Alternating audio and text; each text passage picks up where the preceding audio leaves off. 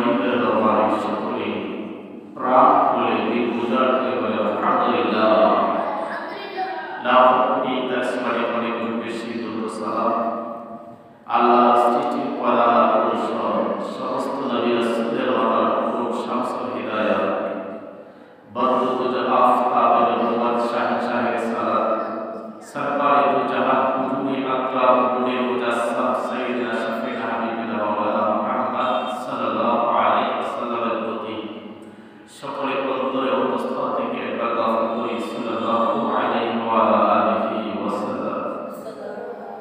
প্রিয় হাজিরিন, আজকের খুতবার আলোচ্য বিষয় হচ্ছে বিদআত এর পরিচয়, বিদআতের প্রকারভেদ, বর্তমান যুগে এই বিদআত সম্পর্কে যা চালু হয়েছে এই সকল বিষয় নিয়ে আজকে আলোচনা। বিদআত এটি আরবি শব্দ যেটি বাবল থেকে এসেছে, যার অর্থ হচ্ছে নতুন কিছু তৈরি করা, সৃষ্টি করা, গঠন করা। যেটি তৈরি করা হয় পূর্বের নমুনা ছাড়া, এটিকে বিদআত বলা হয়। অথবা কেউ কেউ বলে নবী করিম সাল্লাল্লাহু আলাইহি ওয়াসাল্লামের জামানায় যেটি ছিল না, পরবর্তীতে তৈরি হয়েছে এবং কাজকে বিদআত বলা হয়।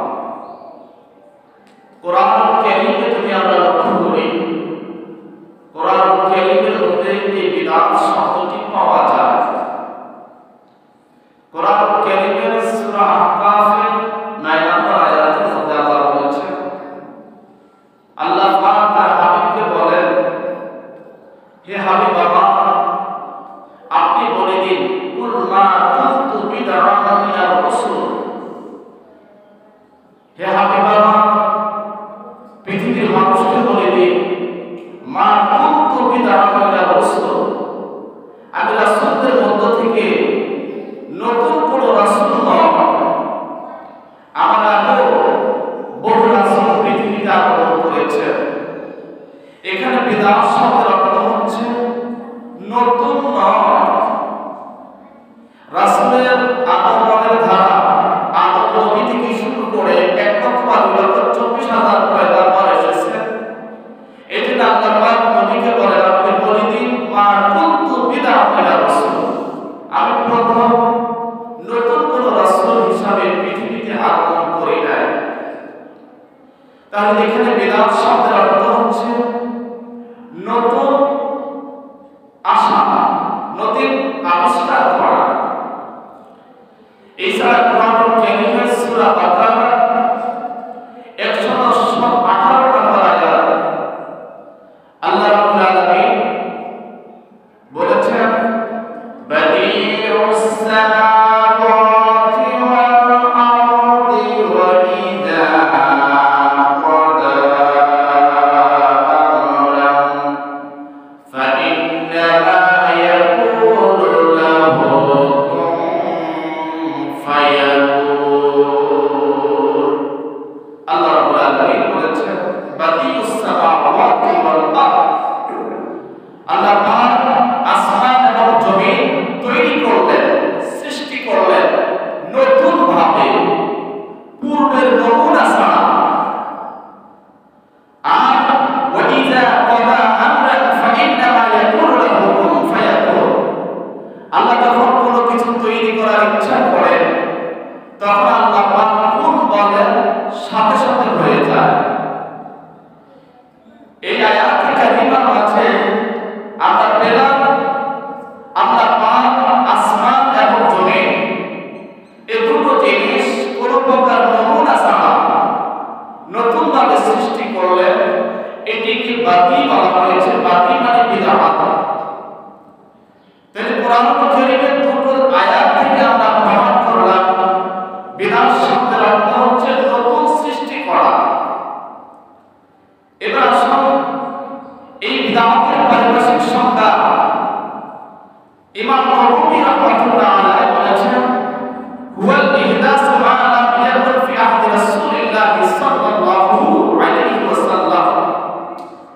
বিদআত হচ্ছে এমন জিনিস যেটি নবী করিম সাল্লাল্লাহু আলাইহি ওয়াসাল্লামের যুগে তৈরি হলো না, সৃষ্টি করা হয় না, তৈরি করা হয় না, গঠন করা হয় না, নবীর যুগে ছিল না, এমন কাজকে বিদআত বলা হয়। আসল বিদআতের পরিচয় আমরা জানলাম। এবার এই বিদআত দুই প্রকার। সহিহ মুসলিম শরীফের হাদিস থেকে বিদআত দুই প্রকার।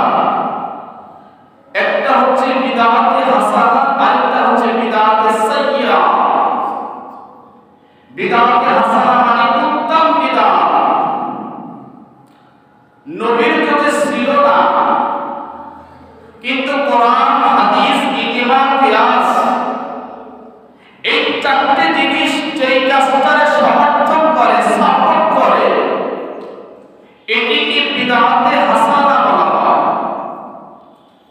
আর নবীর যুগে ছিল না, কোরআনে নাই, হাদিসে নাই, ইজমা সমর্থন করে না, কিয়াসে সমর্থন করে না, এমন কাজটাকে বিদআতে সাইয়্যা, খারাপ বিদআত, নিকৃষ্ট বিদআত বলা হয়।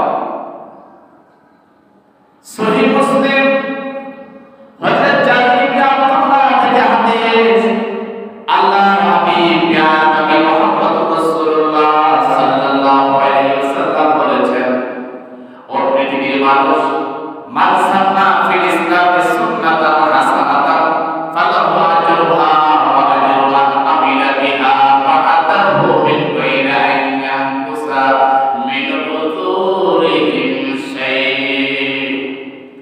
ও পৃথিবীর মানুষ, যে ব্যক্তি ইসলামের মধ্যে নতুন কোন রীতি আবিষ্কার করলো, যেটা কোরআনে সমর্থন করে, হাদিসে সমর্থন করে, ইজমা সমর্থন করে, কিয়াসে সমর্থন করে, এবং নতুন কোন নীতির কোন পদ্ধতি যদি কোন মানুষ যদি আবিষ্কার করে, আল্লাহ নবী বলেন, যে আবিষ্কার করেছে, যিনি আবিষ্কার করলেন, পরবর্তীতে যারা আমল করবেন, পরবর্তীতে ওই উত্তম বিদআতের যারা আমল করবেন, এটার সওয়াবের একটা অংশ যিনি আবিষ্কার করেছেন, তিনার আমলনামায় যেতে থাকবে। সুবহানাল্লাহ। প্রথম ধরে ওয়ান সান্না ফিল ইসলামি সুন্নাতান সাইয়্যা, যে ব্যক্তি ইসলামের মধ্যে এমন কোন রীতিনীতির পদ্ধতি আবিষ্কার করলো, যেটা কোরআন সমর্থন করে না, হাদিসে সমর্থন করে না, কিয়াসে সমর্থন করে না, ইজমা সমর্থন করে না। জেনে রাখা ভালো, ইসলামের চারটা উসুল রয়েছে, কোরআন, হাদিস, ইজমা, কিয়াস। এই চারটা অনুকূলে যদি কোনো কিছু পাওয়া যায়, সেটি হচ্ছে বিদআতে হাসানা, উত্তম বিদআত। আর এই চারটা যদি সমর্থন না করে, সাপোর্ট না করে, তাহলে সেটি হবে বিদআতে সাইয়্যা। আল্লাহ নবী বলেন, কানা আলাইহি বিজরুহা ওয়া বিজরু মান আমিলা বিহা মিন বা'দিহি মিন গায়রি আন ইয়ানকুসা মিন আওসারিহিম শাইআ। যদি ইসলাম ধর্মের মধ্যে কোরআনের সমর্থন করে না, হাদিস সমর্থন করে না, ইজমা সমর্থন করে না, কিয়াস সমর্থন করে না, এমন মানুষ যদি পৃথিবীর মধ্যে কেউ আবিষ্কার করে, ওই আবিষ্কার যিনি করলেন, পরবর্তীতে যারা আমল করবেন, পরবর্তীতে যারা আমল করবেন, ওই তাদের গুনাহ একটা বার যিনি আবিষ্কার করলেন, তারা আমলনামায় যেতে থাকবে। যেমনই ভাবে এই পৃথিবীকে সর্বপ্রথম হত্যা, মানুষ মারার নিয়ম আবিষ্কার করলেন আদম নবীর ছেলে কাবিল। এই পৃথিবীতে যতগুলো হত্যা হবে,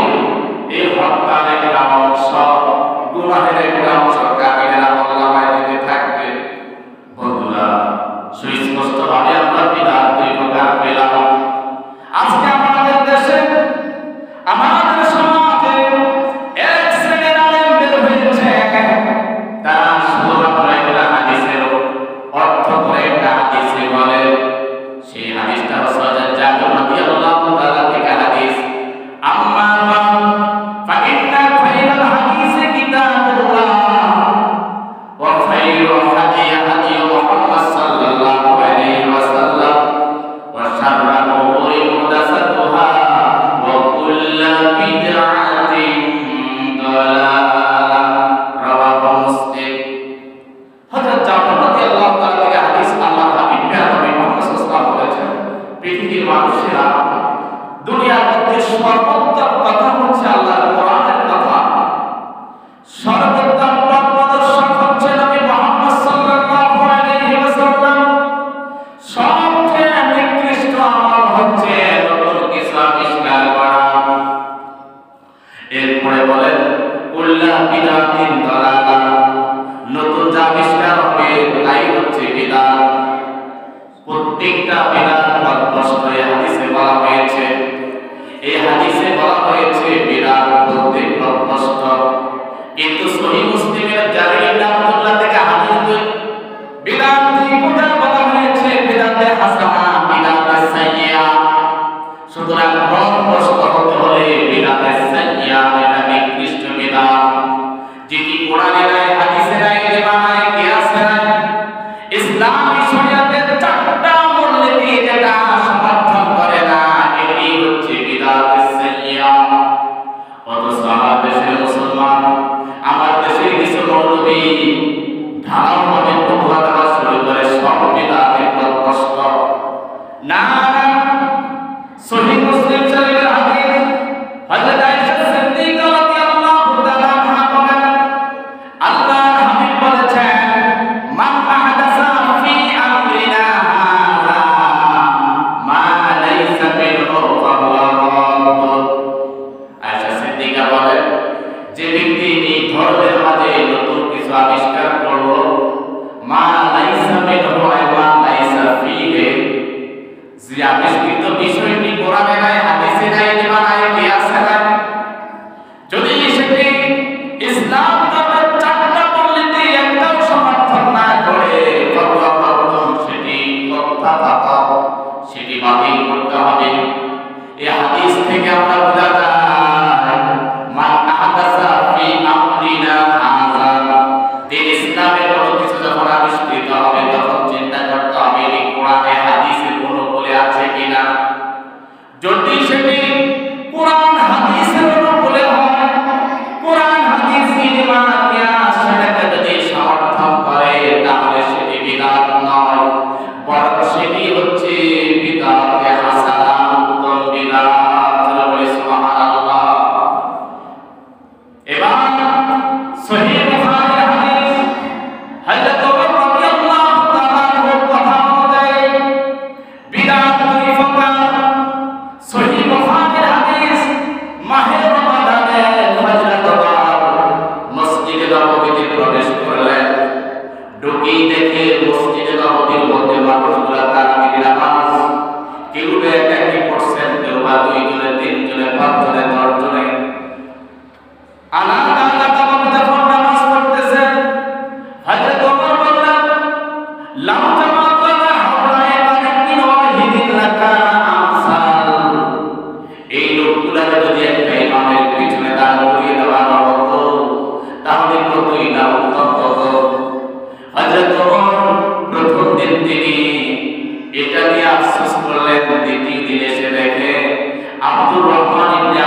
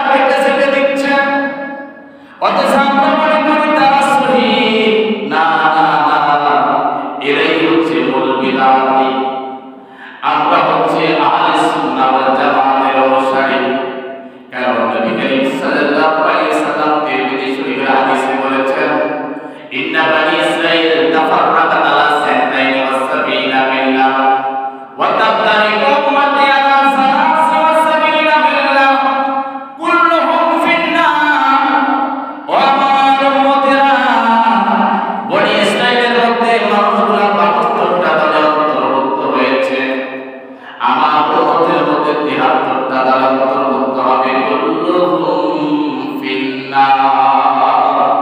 এরা প্রত্যেকটা দল জাহান্নামে যাবে, ইল্লা মিল্লাতান ওয়াহিদা, একমাত্র একটা দল ছাড়া, মা আলাইহি ওয়া আসহাবি, যারা আমি আপনার সাহাবায়ে কেরাম, তাবিঈনে কেরাম, মুস্তাহিদে কেরাম, আউলিয়ায়ে কেরাম, তাদের পথ অনুযায়ী আহলে সুন্নাহ ওয়াল জামাতের আকীদা যারা অনুসরণ করবে, তারাই হচ্ছে সঠিক পথের অনুসারী।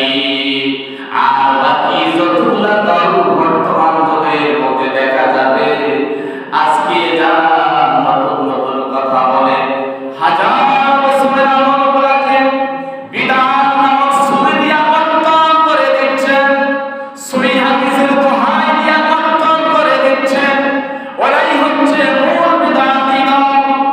আমার মেয়েরা, যে কথা বলতেছিলাম, তাহলে আমরা হাদিসের ভাষায় বিদআত দুই ভাগে ভাগ করলাম। ইবনে মাতা শরীফ এবং সহিহ বুখারীর হাদিসের মধ্যে আছে, বিদআতকে ইবনে সালাম তিনি 5টা ভাগে ভাগ করেছেন। 5 ভাগের বিস্তারিত আলোচনা সংক্ষিপ্ত সময় করা যাবে না, শুধুমাত্র আপনাদেরকে আমি দিক নির্দেশনা দেব। আজকে নয়, আমার নবী 1400 বছর আগে বলে গিয়েছেন, নতুন নতুন বিদআতি দল বের হবে। আল্লাহ নবী বলেন, তিরমিজি শরীফের হাদিস, এমন একটা জামাত আমরা দেখতে পাবো, আমি রাসূল কিন্তু দেখতে পাই নাই, যে লোকগুলা ইসলাম ধর্মের মধ্যে এমন ভাবে ফিতনা তৈরি করবে, ইসলাম আহলে সুন্নাহ ওয়াল জামাতের আকীদার উপরে মানুষগুলা টিকে থাকা এমন কষ্টকর হবে, যেমন এভাবে হাতের মধ্যে আগুনের কয়লা রাখতে যেমন কষ্ট, দ্বীনের মধ্যে টিকিয়ে থাকা ঠিক ততটুকু কষ্ট হয়ে যাবে। সহিহ মুসলিম শরীফের হাদিস, আল্লাহ নবী বলেছেন, ফি আখিরিজ জামানি দাজ্জালুনাল কাযযাবুন ইয়াতুনা বিন্নাল আহাদিস, শেষ জামানায় মিথ্যাবাদী দাজ্জাল বের হবে, ওরা আলেম রূপে ধারণ করে তোমাদের সামনে বলবে, এমন এমন হাদিস বলবে, যে হাদিসগুলা তুমিও শোনো নাই, তোমার বাপ দাদা 14 গোষ্ঠী কেউ শুনে নাই। আল্লাহ নবী বলেন, ফাইয়াকুম ওয়া ইয়াহুম, খবরদার এদের বেশভূষা দেখে তোমার পূর্ববর্তীদেরকে বাদ দিও না। ফাইয়াকুম ওয়া ইয়াহুম, তাদের থেকে 1000 কিলোমিটার দূরে থাকবা।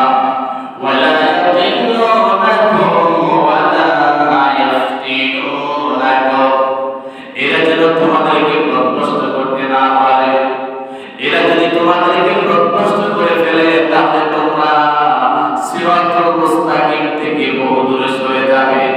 এই জন্য কোরআন কারীম আল্লাহ বলেছেন, ওয়া আন্না হাযা সিরাতি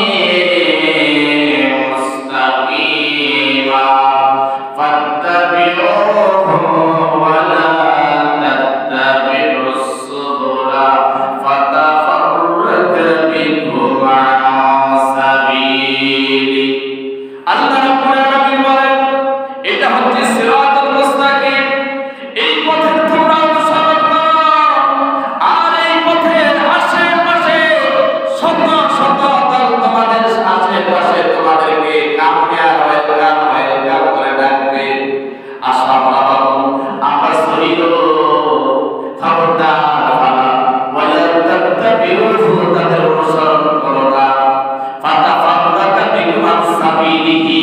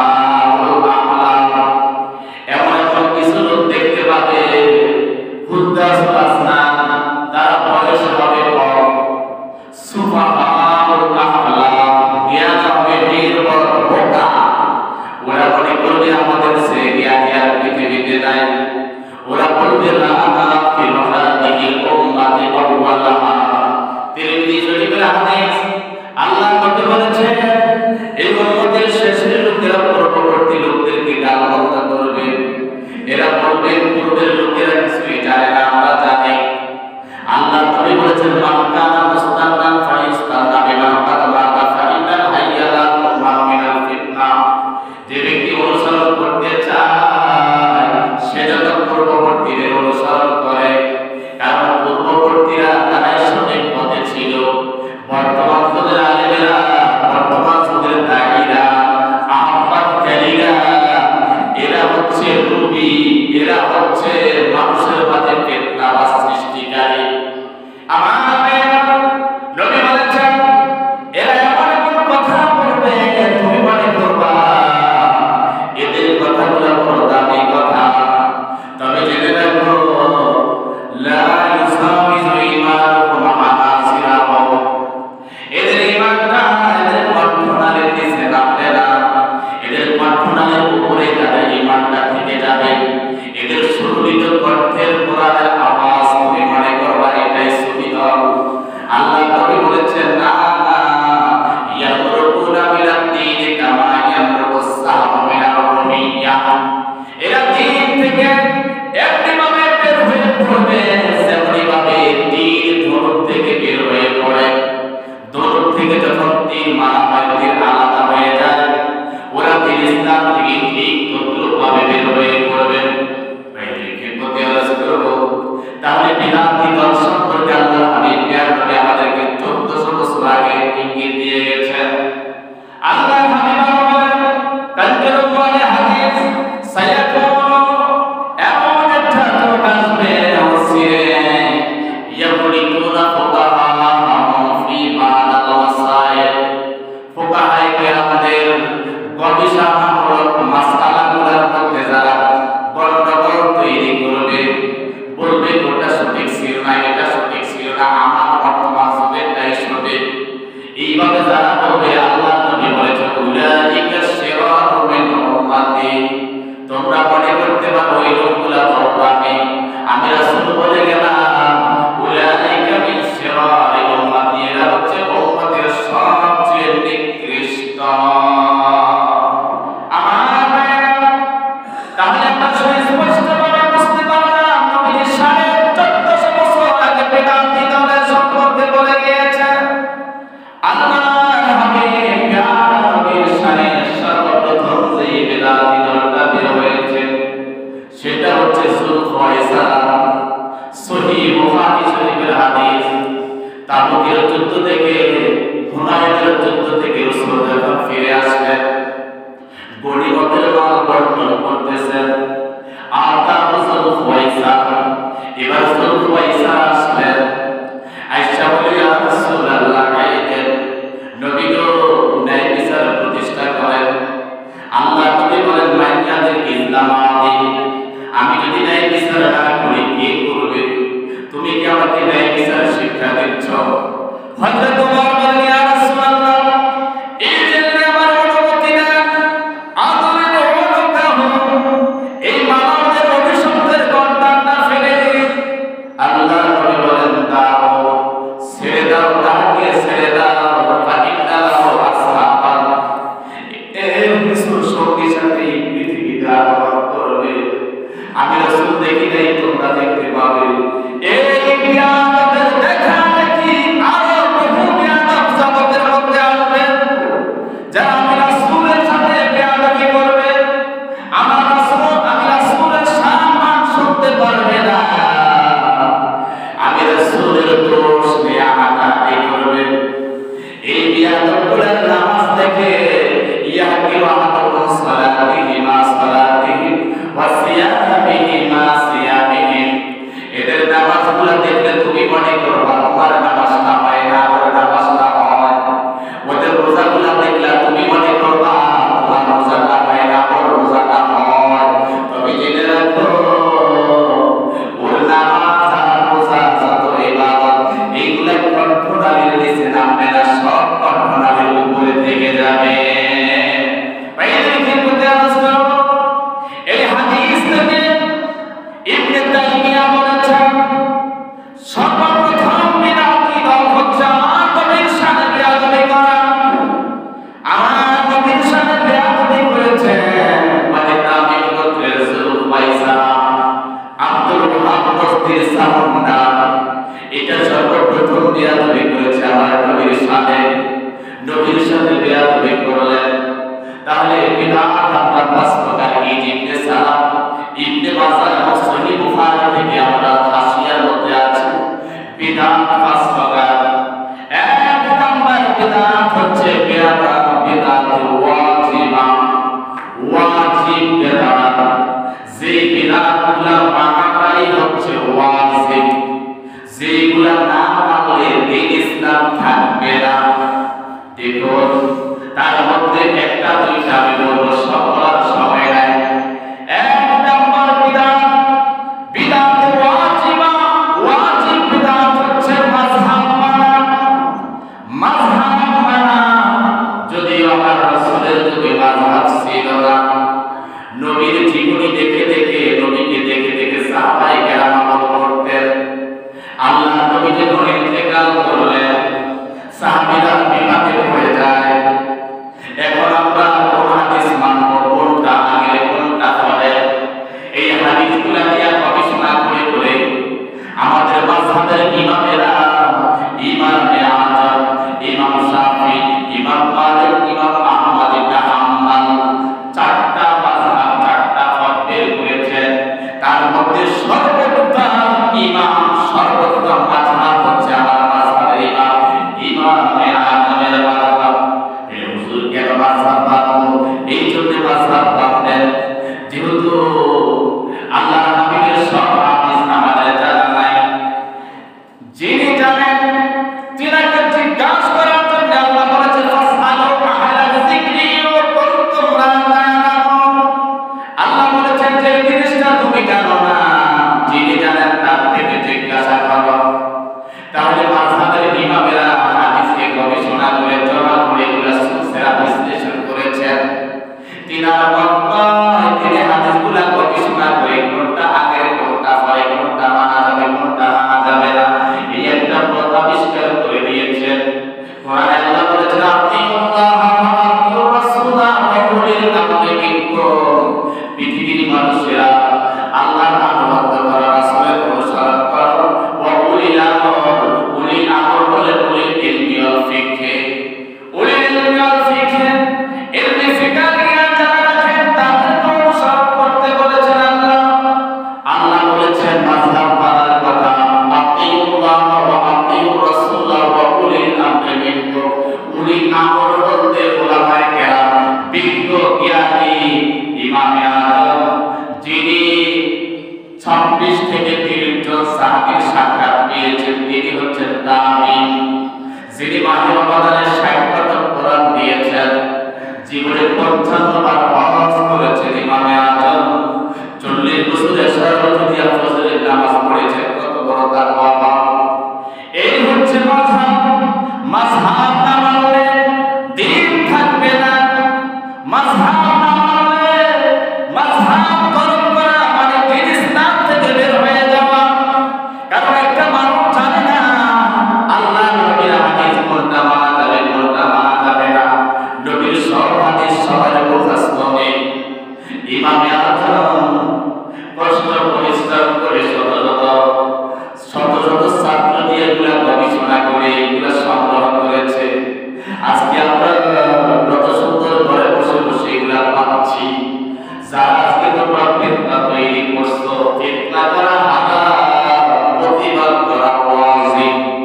তোমরা ফিতনাবাজ, আর ফিতনা করা শব্দ মিলাল পাতলি, ফিতনা করা হত্যার সে জঘন্য অপরাধ। বাংলাদেশ, ভারত, পাকিস্তান গোটা পৃথিবীর 3 ভাগের 1 ভাগ ইমামে আযম অনুসরণ করছে। এই গোটা পৃথিবীর 3 ভাগের 1 ভাগ ইমাম আযমের অনুসরণ করছে। এই মানুষগুলোকে আজকে তোমরা দ্বিধাদ্বন্দ্বে ফেলে দিচ্ছ, তাদের মাযহাব মানা ওয়াজিব। এরপরে কোরআনুল কারীম, কোরআনুল কারীম আল্লাহর হাবিবের যুগে সংগ্রহ ছিল না। হুজুর কখন সংগ্রহ হয়েছে? সহিহ বুখারী এবং মুসলিম শরীফের হাদিস। ইয়া বাবা যুদ্ধে যখন হাফিজি কোরআনটা শহীদ হয়ে যায়, হযরত ওমর আবু বকর সিদ্দিক রাদিয়াল্লাহু তাআলা আনহুর কাছে যাইয়া বললেন, ভাইজান কোরআনুল কারীম সংগ্রহ করা দরকার। হযরত আবু বকর বলেন,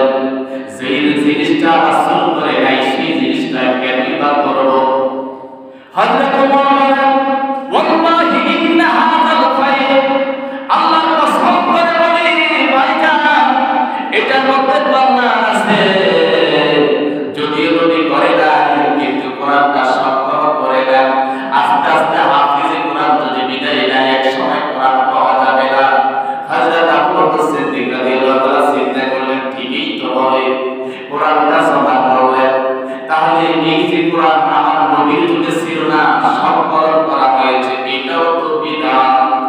কিন্তু কোন প্রকারের বিদআত? এটা বিদআত হাসানা উত্তম বিদআত। কোরআন কারীমের হরকত ছিল না, একজন এক পেশকে হরকত বলে। এখন যদি হরকত ছড়া কোরআন আপনাদের সামনে দেওয়া হয়, কয়জনে পড়তে পারবেন? যারা নামসরফ কোরআন কারীম সম্পর্কে অভিজ্ঞ, যারা নামসরফ পারেন, ব্যাকরণ গ্রামার সাইন্স ভালো পারেন, আরবিকে তারাই পারবেন, এছাড়া বাকিরা কেউ করতে পারবেন না। কোরআন কারীমে হরকত দিয়েছে হাজ্জাজ ইবনে ইউসুফ, এটাও তো বিদআত, কিন্তু উত্তম বিদআত। এখন যদি হরকত না দেয় তাহলে কোরআন পড়াই তোমার মৌলবি বন্ধ হয়ে যাবে। কোরআন কারীমে নুকতা দিয়েছেন ইয়াহইয়া ইবনে ইয়ামির, আবু দাউদ শরীফের হাদিস। ইয়াহইয়া ইবনে ইয়ামির যিনি কোরআন কারীমে নুকতা দিয়েছেন, আউয়ালু মান নাকাতা ইয়াহইয়া ইবনে ইয়ামির। যদি কোরআনে নুকতা না দেয় তাহলে বাকি ভাবে ফাসিল বাকি ভাবে জিনসিল বাকি ভাবে বাইরের ক্ষেত্রে এইভাবে কিছু কিছু বিদআত যেটা না মানলে দিন থাকবে না। যেমন কোরআন শিক্ষা করার জন্য, আরবি ভাষা আয়ত্ত করার জন্য নাহু সরফ শিক্ষা করা হচ্ছে ওয়াজিব।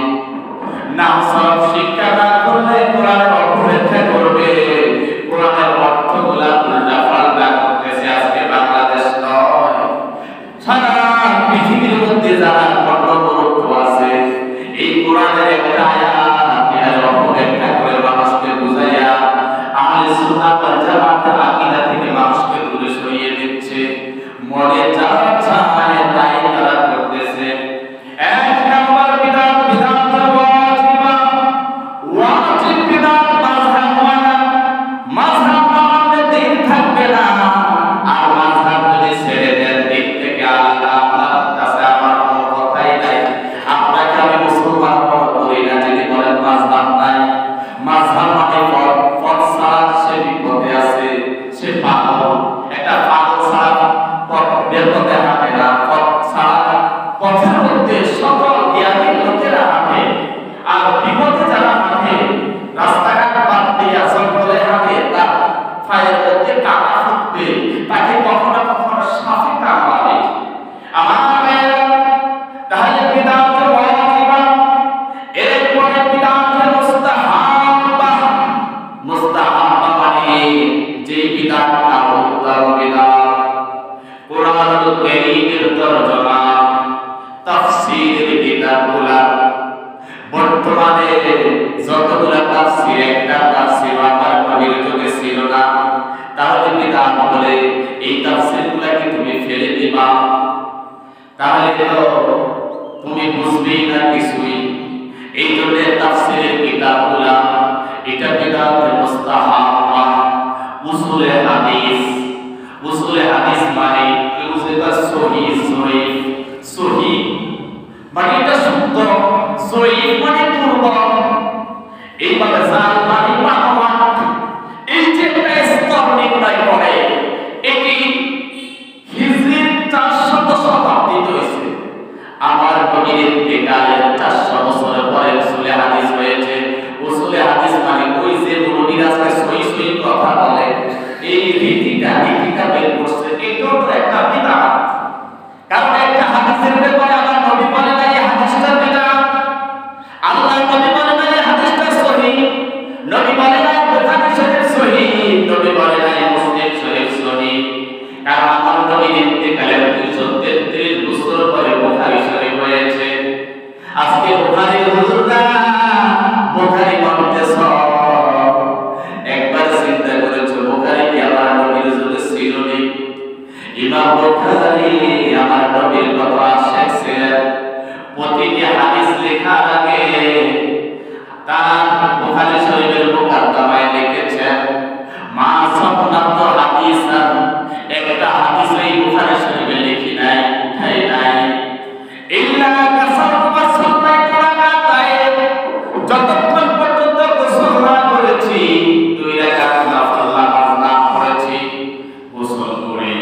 2 রাকাত নফল নামাজ পড়ে যখন ধ্যান করতাম, ধ্যান করে জিজ্ঞাসা করতাম, ইয়া রাসূলুল্লাহ, এই হাদিসটা কি সহিহ?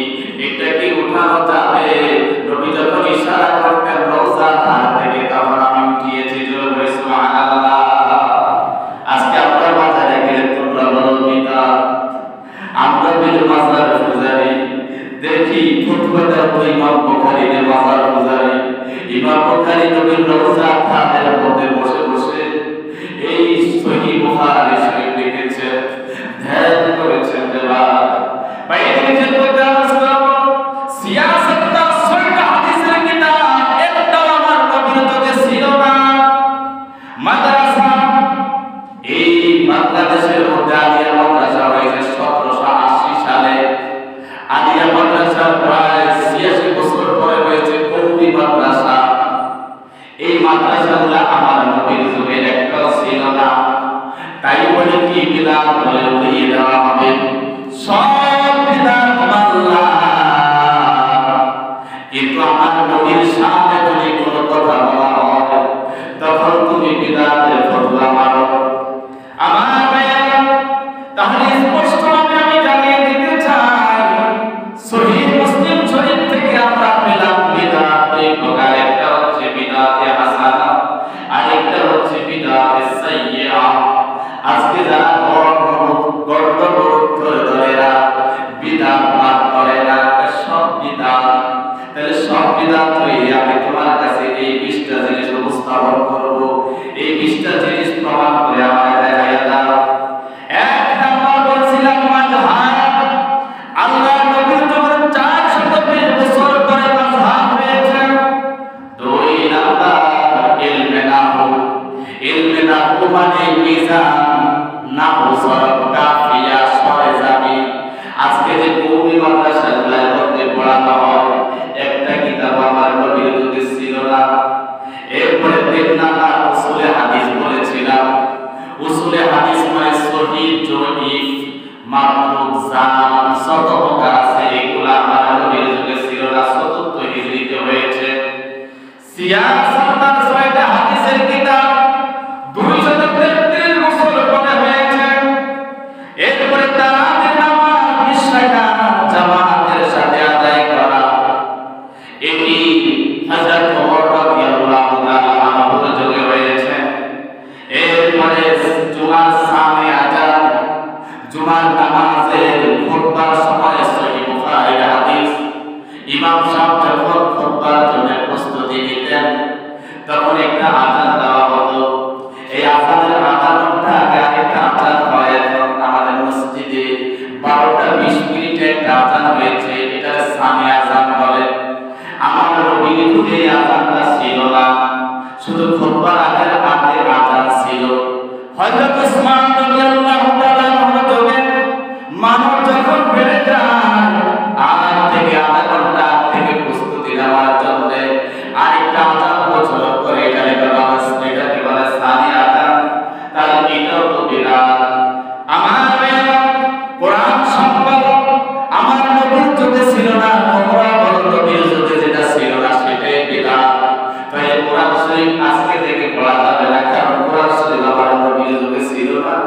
কোরআন শরীফ এইভাবে পাঠ্যলিপি আকারে, এইভাবে যে আমি আজকে কাগজের মধ্যে লেখা, এটা ছিল না। সাহাবীরা মুখস্থ করতেন আমার নবীর যুগে, সাহাবীরা মুখস্থ করে রাখতেন এইটুকু। এরপরে পাঠ্যলিপি আকারে আজকে আমাদের ঘরের মধ্যে যে কোরআনটা কাগজে লেখা, এটা আমার নবীর যুগে ছিল না। এরপরে কোরআনের হরকত বানান হাজ্জাজ বিন ইউসুফ দিয়েছেন। বর্তমান যুগের মাদ্রাসাগুলা কওমি আলিয়া কোরআনী যত মাদ্রাসা তোমরা বানাও, একটা আমার নবীর যুগে ছিল না। 4 তরিকা রয়েছে, 750 বছর পরে এটা হয়েছে, অথচ তোমরা তো তরিকা মানতেছ। এরপরে দাওরা হাদিস, মুহতামিম, ফারদি অনুষ্ঠান, হাফিজি কোরআনকে ফাঁকি পরিধান করে মানুষকে দেখাও। আমার মাদ্রাসা থেকে এতজন ফাঁকি পরিধান করেছে। আমার নবী এই ধরনের অনুষ্ঠান করেছে, একটাও কি দেখাইতে পারবা? জাকাতের টাকা শহরের বাড়িতে উত্তোলন করে তোমার মাদ্রাসাগুলো চালাচ্ছ।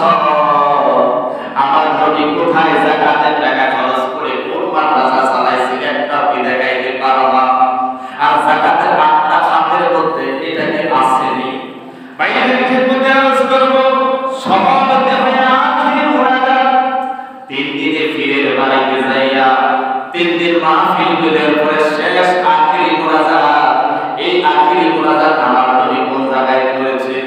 তোমাদের এই ইজতিমা বিশ্ব ইজতিমা নাম দিয়েছে আমার নবীর যুগে কোনটা ছিল দেখাইয়া দাও। এরপরে মসজিদে কারবালাতে করা আমার নবীর যুগে মসজিদে নববী ছিল খেজুর পাতা সামনে।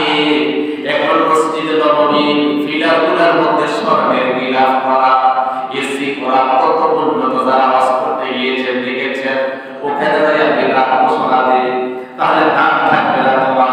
5 কোটি টুপি আমার নবী জীবনে একবার 5 কোটি টুপি পড়েছে, এই দলের দলিল দেওয়া যাবে না।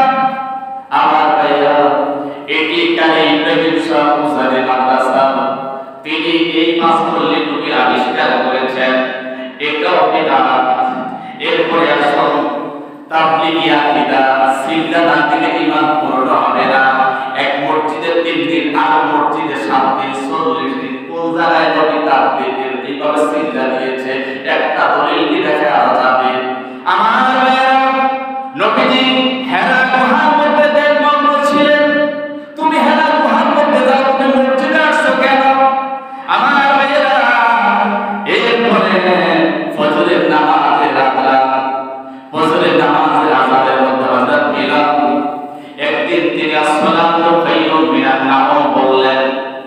আল্লাহ হাবিব বললেন যে বিলাল আজকে যে নতুন একটা ওয়াজ শুনলাম ব্যাপার কি? বলে ইয়া রাসূলুল্লাহ যারা ঘুমাইতেছে আমি তাদেরকে জানায়া দিলাম আসসালাতু খায়রুম মিনান নাওম, ঘুম থেকে নামাজ দাও। নবী বললেন ঠিক আছে, এটা লাগাও, এটা ফজরের সময় লাগাও, সমস্যা নাই, এটাও তুমি দাও। এরপরে বুখারী খতম দিচ্ছ আজকে তোমরা, বুখারী খতম নবী কোথায় দিয়েছে? নবীর যুগে তো বুখারী ছিল না। এরপরে ওয়াজ মাহফিল করে 40,000 টাকা নিয়ে যাও, 30,000 টাকা নিয়ে যাও। একটা মাহফিল নবী করেছে এইভাবে 30,000 40,000 নিচ্ছ, সেটা বেদাত নয়। কিন্তু ঈদে মিলাদুন নবী, নবীর জীবনী আলোচনা করা হয়, নবীর প্রতি দুরূদ সালাম পড়া হয়, নবী বড় নবী ফতোয়া দিচ্ছ বিদাত। আমার ভাইরা তাহলে কোরআনের অনুবাদ, কোরআনের যত তাফসীর দিবা 20টা বিদাতে হাসানা, এগুলা যে আমি বললাম এগুলা হচ্ছে বিদাতে হাসানা, মানে উত্তম বিদাত, যেটা ধর্মের উপকার হয়, ধর্মের ক্ষতি হয় না। এটা কোরআন হাদিস দ্বারা সাবিত। যেমন আমরা নবীর মিলাদ শরীফ পড়ি সাল্লাল্লাহু আলাইহি ওয়াসাল্লাম তাসলিমা, কোরআনুল কারীমের সূরা আহজাবের 56 নম্বর আয়াতে আল্লাহ বলেছেন তোমরা আমার নবীকে দুরূদ পাঠাও, সালাম দাও। তাহলে দুরূদ সালাম যেহেতু পাঠাইতে বলছে, তাহলে দুরূদ সালামের আদব হচ্ছে দাঁড়িয়ে দেওয়া। এবার নবী কয় এক আয়াত দিয়া সব প্রমাণ দাও। আমারও জিজ্ঞাসা তোমার কাছে, আল্লাহ বলছে কোরআনে আকিমুস সালাত, নামাজ প্রতিষ্ঠা করো। কোরআনের একটা জায়গায় দেখো ফজরের নামাজ 4 রাকাত, যোহরের নামাজ 12 রাকাত, এইভাবে আছে, এইভাবে আছে হাদিসের মধ্যে সূরা আসিনা পাবে। একটা আয়াত দিয়া একটা হাদিস দিয়া শরীয়তের আমল প্রমাণ করতে চাও, তোমার কাছে মূর্খ আল্লাহর মধ্যে নাই। কারণ একটা আমলকে প্রমাণিত করার জন্য কয়েকটা হাদিস একসাথে করে দেয়। আমার ভাইরা এবার বিদআতে সাইয়্যা, নিকৃষ্ট বিদআতের নমুনা হচ্ছে বর্তমান যুগে যে সমস্ত বিদআত, সেই সমস্ত খারাপ আকীদাগুলা, সেই আকীদাগুলা খারিজিদের আকীদা, যে আকীদাগুলা সুদ পয়সার আকীদা, যে আকীদাগুলা আমরা সবসময় আপনাদেরকে বলে দিই, এই খারিজি রাফিজি যত বাতিল ফিরকাদের আকীদা, এটা হচ্ছে বিদআতে সাইয়্যা, নিকৃষ্ট বিদআত। এর সাথে নবীর সামনে বেয়াদবি করা, এটা হচ্ছে সবচেয়ে নিকৃষ্ট বিদআত। জাকির নায়েকের ফতোয়া, জুমার মসজিদের মধ্যে জুমার নামাজ খুতবা পেলে বাংলা পড়া যাবে, এটা বিদআতে সাইয়্যা। আমার নবীর যুগে খুতবা বাংলায় পড়া হয় নাই, খুতবা আরবিতে হবে।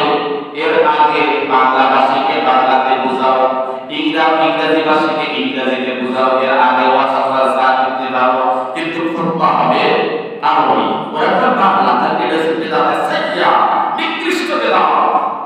এরপরে কবরের মধ্যে সিজদা দেওয়া, এটা হচ্ছে বিদআতে সাইয়্যা। হুক্কা বিড়ি, সিগারেট এগুলা খাওয়া, এটা হচ্ছে বিদআতে সাইয়্যা।